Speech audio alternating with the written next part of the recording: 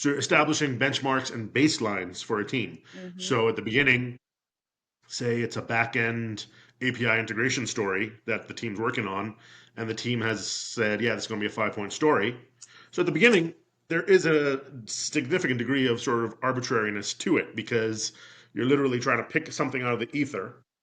But then that value that you pick later on through agile processes, if done appropriately and successfully, they start to be, you are able to quantify that. So the way I would normally do that is where we've done a sprint planning session and the team determined that this is our first sprint and we're like, hey, we don't know, we're going to say this is a 5 point story. All right, no problem. 5 point story. Then at the actual sprint planning, when that story gets pulled in, because usually, maybe a week, 2 weeks have gone by since the first time that story was actually picked up and reviewed by the squad. As part of sprint planning, we'll sit there and have a discussion with product ownership and any other stakeholders who are there in sprint planning and say, okay, hey, at the time that we did this review and estimation, this was a 5 point story. In the interim, since we worked on the story last and did the analysis and research, has anything changed? Do we have new information? Do we have new capabilities within the team? Or have we lost some team capabilities or knowledge and manpower?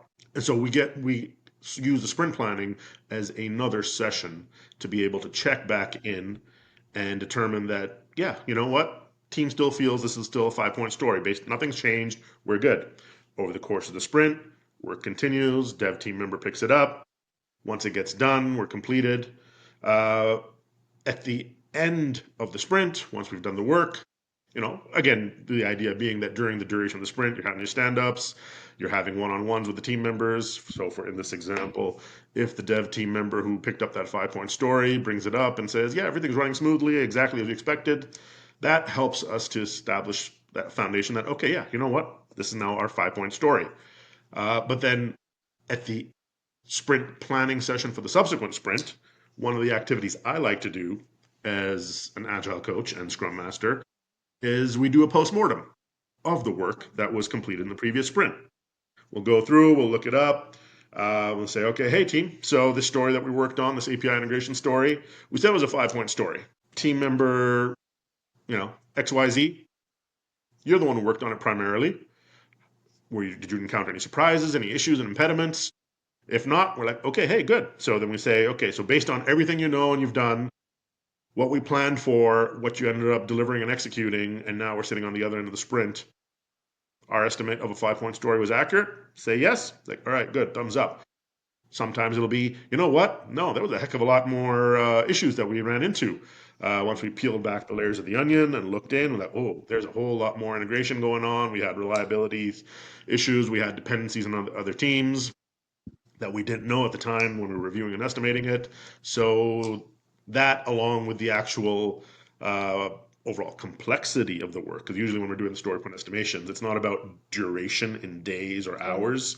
We want to be like the complexity of the work. Mm-hmm. So if it ends up being that, hey, it was a heck of a lot more complex and this is close to an 8 point story, it's like, all right, good, now we know.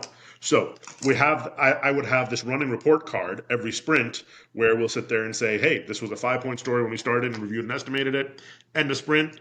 And of course, the idea being you're capturing all the content in Jira, comments, discussions, and ultimate findings.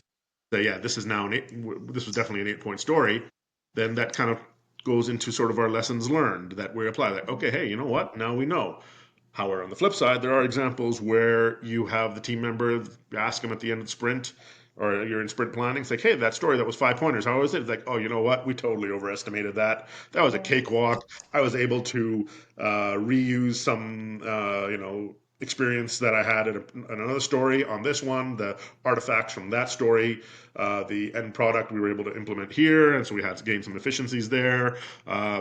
Team member ABC was able to jump in because they had some free cycles, and we knocked it out in no time. So yeah, that was definitely more of a 2 point story. Like, all right, good, even better. Now we know.